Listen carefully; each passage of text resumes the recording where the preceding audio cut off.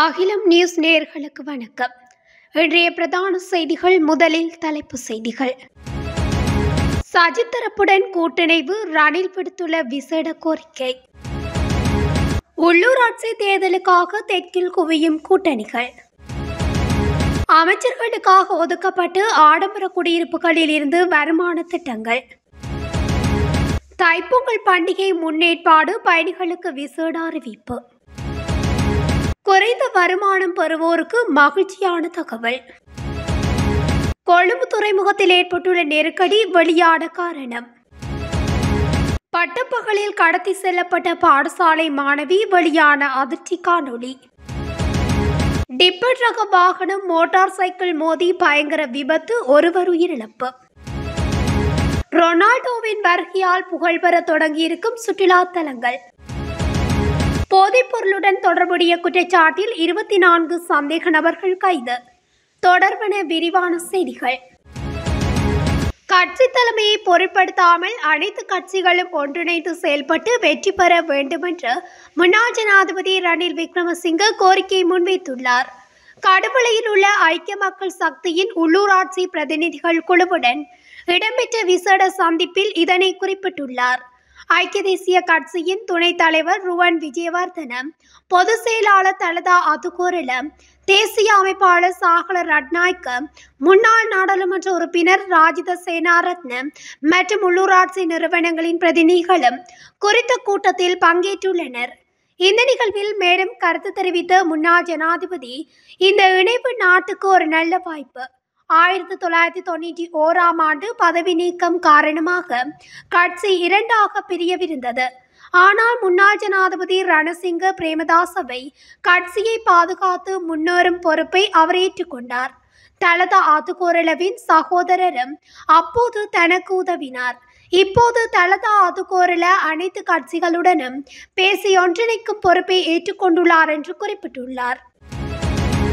உள்ளூராட்சி சபை தேர்தலுக்காக கூட்டணி அமைத்து களமிறக்குவதற்கான பேச்சுவார்த்தைகள் தெற்கு அரசியல் களத்தில் முழுவீச்சுடன் முன்னெடுக்கப்பட்டு வருகின்றது. ஆளும் கட்சியான தேசிய மக்கள் சக்தி திசைகாட்டி சின்னத்தில் களமிறங்கும் நிலையில் பாரிய கூட்டணிக்குரிய முயற்சியில் எதிரணிகளே ஈடுபட்டுள்ளன. ஐக்கிய மக்கள் சக்தி மற்றும் ஐக்கிய தேசிய கட்சி என்பவற்றை ஒன்றிணைக்கும் முயற்சி இடம்பெற்று வருகின்றது. அத்துடன் இடதுசாரி கட்சிகளை ஒன்றிணைத்து கதிரை சின்னத்தில் களமிறங்குவதற்குரிய கலந்துரையாடல்களில் ஸ்ரீலங்கா சுதந்திர கட்சி ஈடுபட்டு வருகின்றது. சிங்கள தேசியவாத சக்திகளை கொண்டுள்ள சர்வஜன அதிகாரமும் புதிய கூட்டணியை உருவாக்குவதற்குரிய அரசியல் நகர்வுகளில் ஈடுபட்டு வருகின்றது. சிலிண்டர் கூட்டணியில் சங்கமித்த மொட்டு கட்சி உறுப்பினர்கள் சிலர் மீண்டும் மொட்டு கட்சிக்குள் செல்வது பற்றி அவதானம் செலுத்தி அதற்குரிய கலந்துரையாடல்களில் ஈடுபட்டு வருகின்றனர். அமைச்சரவை அமைச்சர்களுக்காக ஒதுக்கப்பட்ட 50 ஆடம்பர உத்தியோகபூர்வ குடியிருப்புகளை அரசுக்கு வருமானத்தை கொண்ட நோக்கங்களுக்காக பயன்படுத்துவது என்று அரசாங்கம் முடிவு செய்துள்ளது. தற்போதைய அரசாங்கத்தில் எந்த அமைச்சரும் இந்த ஆடம்பர குடியிருப்புகளுக்குள் குடியேற மாட்டார்கள் என்று பொது பாதுகாப்பு மற்றும் நாடாளுமன்ற விவகார அமைச்சர் ஆனந்த விஜயபால தெரிவித்துள்ளார். எனினும் தற்போதைய கட்டிடத்தில் இடப்பற்றாக்குறை காரணமாக புதிய வளாகங்களை கோரியதால் லஞ்சம் அல்லது ஊழல் குற்றச்சாட்டுகளை விசாரிக்கும் ஆணையத்திற்கு இந்த குடியிருப்புகளில் ஒன்று ஒதுக்கப்பட உள்ளது. ஏற்கனவே இந்த குடியிருப்புகளுக்கு அதிக அளவு பொது நிதி செலவிடப்பட்டுள்ளது. எனவே அவை மக்களின் நலனுக்காக பயன்படுத்தப்படும் என்று அமைச்சர் உறுதியளித்துள்ளார். நாடாளுமன்ற உறுப்பினர்களுக்காக வழங்கப்படும் அதிகப்படியான சலுகைகளை குறைக்க அரசாங்கம் எடுத்துள்ள நடவடிக்கைகள் குறித்து பேசிய அமைச்சர் விஜயபால, அரசியல்வாதிகளுக்கான வாகன அனுமதிகளை அரசாங்கம் ஏற்கனவே ரத்து செய்துள்ளது என்று குறிப்பிட்டுள்ளார். இதற்கிடையில் 5 ஆண்டுகளுக்கு பின்னர் நாடாளுமன்ற உறுப்பினர்கள் மற்றும் அவர்களின் தனிப்பட்ட ஊழியர்களுக்கு வழங்கப்படும் ஓய்வூதியத்தை ரத்து செய்யும் சட்டத்தையும் அரசாங்கம் அறிமுகப்படுத்த உள்ளது என்று அவர் தெரிவித்துள்ளார். தைப்பொங்கல் பண்டிகையை முன்னிட்டு சுமார் 100 கூடுதல் அரசாங்க பேருந்துகள் சேவையில் ஈடுபடுத்தப்பட்டுள்ளதாக இலங்கை போக்குவரத்து சபை தெரிவித்துள்ளது. வழக்கமான பேருந்து சேவைகளுக்கு மேலதிகமாக சேவையில் ஈடுபடுத்தப்பட்டுள்ள இந்த பேருந்துகள் புறக்கோட்டை மத்திய பேருந்து நிலையத்திலிருந்து ஹட்டன், பதுளை மற்றும் வடக்கு கிழக்கு மாகாணங்களுக்கு இயக்கப்படும் என்று தெரிவிக்கப்பட்டுள்ளது. மேலும் தைப்பொங்கல் பண்டிகை மற்றும் வார இறுதி விடுமுறையை முன்னிட்டு தொடருந்து திணைக்களம் 4 விசேட தொடருந்துகளை சேவையில் இணைத்துள்ளதாக தெரிவித்துள்ளது. நாட்டில் உள்ள குறைந்த வருமானம் கொண்ட சமூகங்களை மேம்படுத்துவதற்கான ஒரு திட்டத்தை செயற்படுத்த தற்போதைய அரசாங்கம் திட்டமிட்டுள்ளதாக தகவல் வெளியாகியுள்ளது. சமுர்த்தி அபிவிருத்தி திணைக்களத்தின் தலைமையில் கிராமப்புற மேம்பாடு, சமூக பாதுகாப்பு மற்றும் சமூக வலுவூட்டல் அமைச்சின் வழிகாட்டலின் கீழ் குறித்த திட்டம் செயற்படுத்தப்படவுள்ளது. இந்த திட்டத்தின் முதல் கட்டம் 2025 தொடக்கம் 2027 ஆண்டுக்குள் செயற்படுத்தப்படும் என தெரிவிக்கப்பட்டுள்ளது. குறைந்த வருமானம் பெறுபவர்களை தேர்ந்தெடுப்பது மற்றும் சமுர்த்தி அபிவிருத்தி திணைக்களத்தின் அதிகாரிகள் மற்றும் துணை நிறுவனங்களின் அரசு அதிகாரிகளுக்கு தெளிவூட்டும் நாடளாவிய ரீதியிலான வேலை திட்டம் தற்போது ஆரம்பிக்கப்பட்டுள்ளதாக குறிப்பிடப்பட்டுள்ளது. அத்துடன் குறைந்த வருமானம் பெறுபவர்களை மேம்படுத்துவதற்கான திட்டம் பல துறைகளின் கீழ் செயல்படுத்தப்பட்டு வருகின்றதாக சுட்டிக்காட்டப்பட்டுள்ளது. இதேவேளை ஒரு குறிப்பிட்ட காலத்துக்குள் ஆரம்ப கட்டத்தின் கீழ் தேர்ந்தெடுக்கப்பட்ட ஒவ்வொரு கிராம அலுவலர் பிரிவில் இருந்தும் 50 குடும்பங்களை மேம்படுத்த திட்டமிடப்பட்டுள்ளமை குறிப்பிடத்தக்கது. கொழும்பு துறைமுகத்தில் கொள்கலன்களை விடுவிப்பதில் ஏற்பட்ட தாமதத்திற்கான முக்கிய காரணம் வெளியாகியுள்ளது.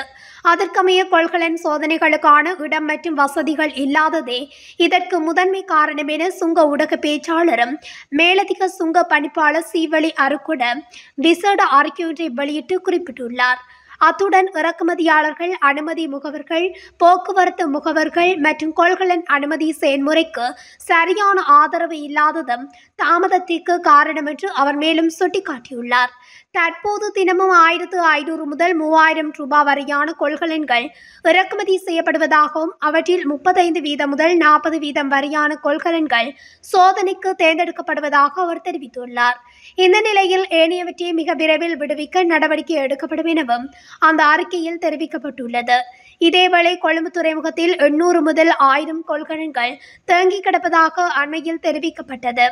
எனவே இறக்குமதி செய்யப்பட்ட பொருட்களின் விலை 20% அதிகரிக்கக்கூடும் என்றும் இதன்போது தெரிவிக்கப்பட்டமை குறிப்பிடத்தக்கது.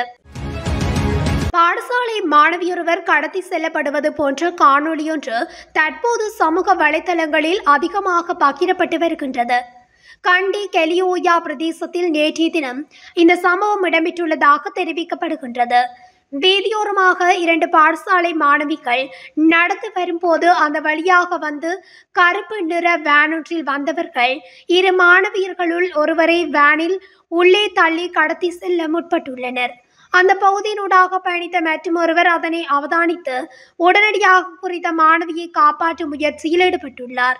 எனினும் காப்பாற்ற சென்ற குறித்த நபரையும் அதே வாகனத்தில் கடத்தி சென்றதாகவும் கடத்தப்பட்ட மாணவி மற்றும் காப்பாற்ற சென்ற நபர் ஆகிய இருவருக்கும் என்ன நடந்தது என்பது தொடர்பான தகவல்கள் எதுவும் வெளியாகவில்லை.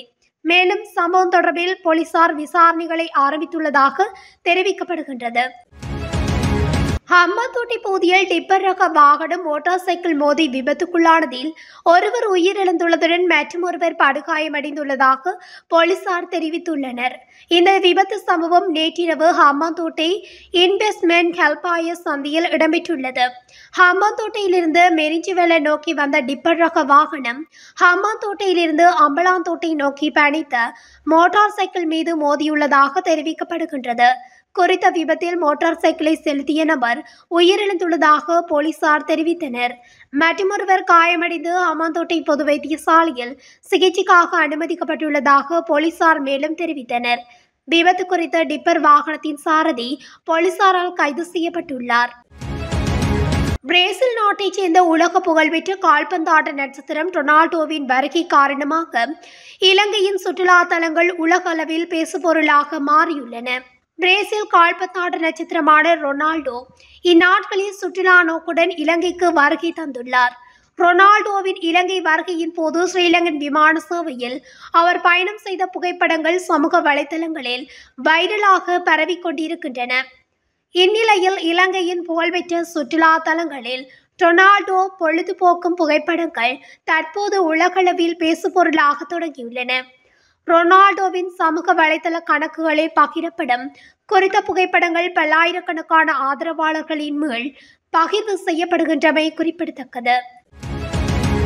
நாட்டின் சில பகுதிகளில் மேற்கொள்ளப்பட்ட விசேட சுற்றி வளைப்பு மற்றும் சோதனை நடவடிக்கைகளின் போது போதைப் பொருளுடன் தொடர்புடைய குற்றச்சாட்டில் 24 சந்தேக நபர்கள் கைது செய்யப்பட்டுள்ளனர். அகிங்கல, பாணந்துறை மற்றும் ரம்புக்கணி ஆகிய காவல்துறை பிரிவுகளில் காவல்துறை மற்றும் விசேட அதிரடிப்படையினரால் மேற்கொள்ளப்பட்ட சுற்றி வளைப்பு நடவடிக்கைகளின் போதே குறித்த சந்தேக நபர்கள் கைது செய்யப்பட்டுள்ளனர். கைது செய்யப்பட்டவர்களில் பிடியாணை பிறப்பிக்கப்பட்ட சந்தேக நபர்கள் இருவரும் அடங்குவதாக காவல்துறை ஊடக பிரிவு தெரிவித்துள்ளது. குறித்த சுற்றி வளைப்பு நடவடிக்கையின் போது சந்தேக நபர்களிடமிருந்து ஐஸ் மற்றும் ஹெரோயின் உள்ளிட்ட பல்வேறு வகையான போதைப் பொருட்கள் கைப்பற்றப்பட்டதாக தெரிவிக்கப்படுகிறது. இத்துடன் அகிலம் நியூஸின் இன்றைய பிரதான செய்திகள் நிறைவடைகின்றன. இதுபோன்ற செய்திகளை உடனுக்குடன் தெரிந்து கொள்ள அகிலம் நியூஸ் ஊடகத்துடன் இணைந்திருங்கள். நன்றி, வணக்கம்.